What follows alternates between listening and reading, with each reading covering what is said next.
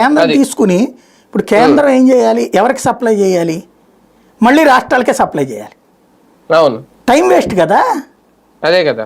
నువ్వు ఇక్కడే తీసుకునేసి ఎక్కడో ఎందుకండి, నీకు హాస్టల్స్ ఉన్నాయి కదా, ప్రతి హాస్టల్ అవసరం ఉందా లేదా నీకు?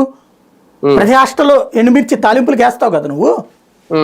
అట్లాగే నీకు ఇవన్నీ ఉన్నాయి కదా, అదేంటది మధ్యాహ్న భోజన పథకం, డ్వాక్రా వాళ్ళందరినీ పెడుతున్నావు కదా, వాళ్ళతో వండిస్తున్నారు కదా, అక్కడ కావాలిగా. తర్వాత దాని పేరేంటది, ఏదో సంస్థ ఇస్కాన్ కాకుండా హరే రామ హరే కృష్ణ సంస్థ ఎవరో కదా వీళ్ళకి భోజనాలు పెట్టేది, మధ్యాహ్న భోజనం కానీ. తర్వాత మధ్యాహ్న భోజనం కొన్ని ఏరియాలో అది చేస్తుంది, కొన్ని ఏరియాలో డ్వాక్రా వాళ్ళు చేస్తున్నారు. అట్లాగే అన్న క్యాంటీన్లకు పెడుతున్నారు కదా, ఆ వండేటటువంటి వాళ్ళు కూడా మిరపకాయలు కావాలిగా, కావాలి కదా. ఇది తీసుకుని నువ్వు వాళ్ళకి ఇవ్వచ్చు కదా. వాళ్ళ దగ్గర ఎంత కొంటున్నారో అని కనుక్కో, ఇది వాళ్ళకి బాగుపడతారు కదా. తిరుపతికి కావాలి మిర్చి, అవసరం లేదా? రాష్ట్రంలో గుళ్ళకన్నిటికి కావాలిగా, చెయ్యొచ్చు కదా. నేనేమంటానంటే నిజంగా చిత్తశుద్ధి ఉంటే ఒక కార్పొరేషన్ పెట్టి ఇలాంటివన్నీ కొని ప్రభుత్వానికి సంబంధించిన వాటికి పెట్టా చాలు. అన్నదానం ఉందా అన్ని గుళ్ళల్లో?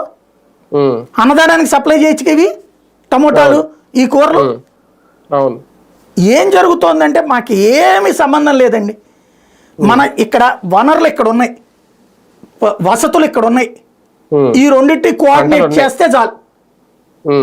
వసతి ఇక్కడ ఉంది, వనరు ఇక్కడ ఉంది, ఈ రెండింటి కోఆర్డినేట్ చేస్తే ప్రభుత్వం అది లాభపడుతుంది, జనం లాభపడతారు, రైతు లాభపడతారు.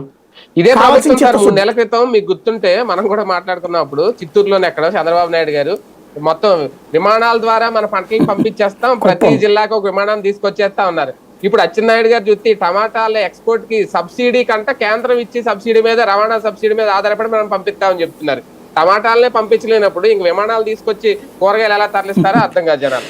నాకు నేను ఇదివరకు ఈ వీడియో చేసిన తర్వాత కుర్రోడు, ఒక 2-3 కుర్రోళ్ళు నాతో మాట్లాడారు. ఆ మధ్య నేను